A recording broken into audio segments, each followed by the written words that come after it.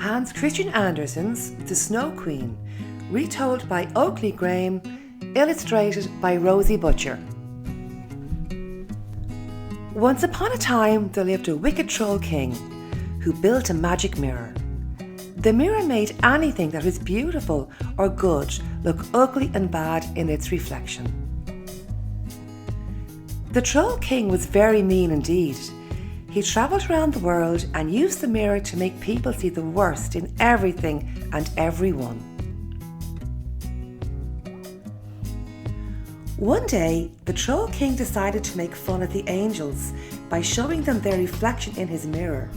But as he tried to carry the mirror towards the heavens, he dropped it, and the mirror shattered into a million tiny pieces. A strong wind picked up the magic mirror pieces and blew them all over the earth.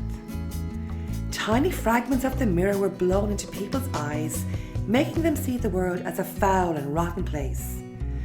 And when a mirror fragment touched someone's heart, it froze them hard like ice, so they no longer felt joy.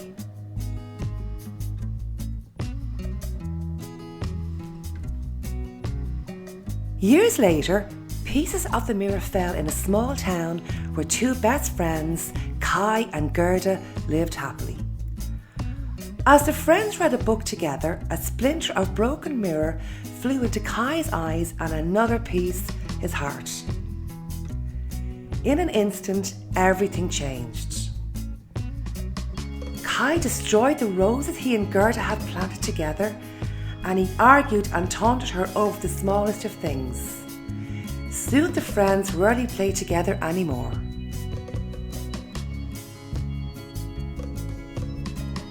The next winter, Kai was playing alone in the snow when a giant carriage drew up beside him.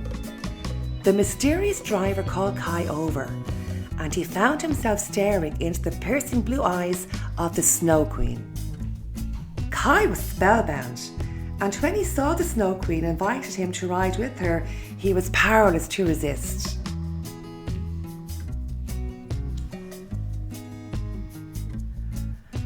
Kai was fearful and numb with the cold. Seeing that he was afraid, the Snow Queen kissed him on the forehead. Immediately, the cold and all of his memories disappeared, and the Snow Queen drove her carriage on and on towards her ice palace home.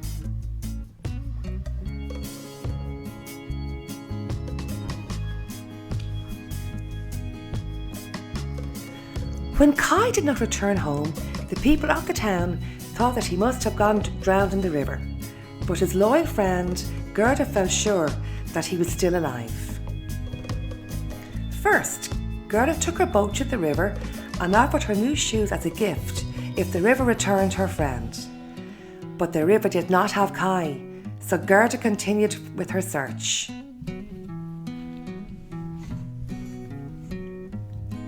Next, Gerda's search took her to an enchanted garden of eternal summer. The fairy who owned the garden was very lonely, so she cast a magic spell to make Gerda forget everything and stay. As the spell took hold, all of the roses in the garden sank below the ground, so that Gerda could not be reminded of home and Kai. As time passed, Gerda could not understand why she felt so sad in such a beautiful place. Then one day, as she wept, one of her tears touched the ground and a rose bush sprang up. The flowers whispered to Gerda that Kai was not dead, and with that the fairy spell was broken.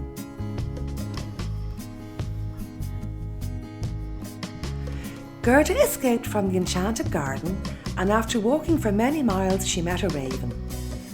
By now, Gerda was very hungry. She was grateful when the kind raven gave her some bread.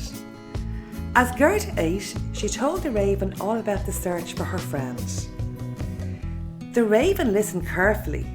Then he told Gerda about a princess and her quest to find a husband who was both clever and funny. The princess had found her perfect prince, and the raven believed the prince might be Kai.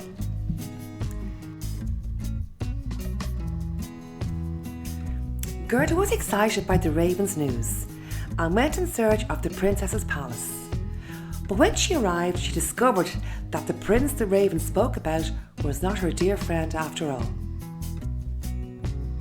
The prince and princess felt very sorry for Gerda, so they gave her some warm clothes and a fine carriage so that she could continue her search.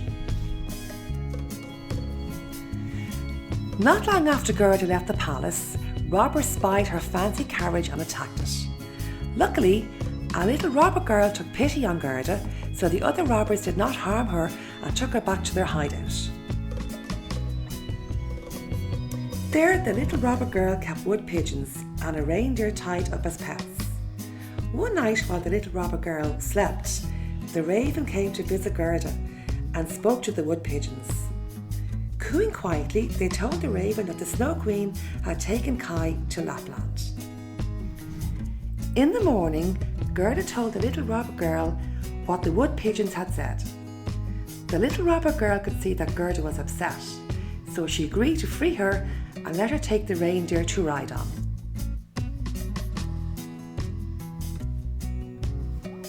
It was a long journey to the Snow Queen's palace, and Gerda made 2 stops. The first was at a Lapp woman's home.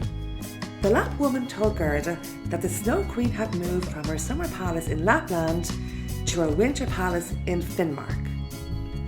The second stop was at the Finn woman's home. The Finn woman told the reindeer that the secret of Gerda's special power to save Kai from the Snow Queen was in her innocent child's heart. When Gerda reached the Snow Queen's palace, she was stopped by icy snowflakes that were guarding it. But when she said a prayer, her breath took the shape of angels, who battled with the snowflakes so that she could enter the palace safely. Once inside, Gerda found Kai all alone on a frozen lake. Kai was completely still as he sat trying to solve a puzzle that the Snow Queen had set him.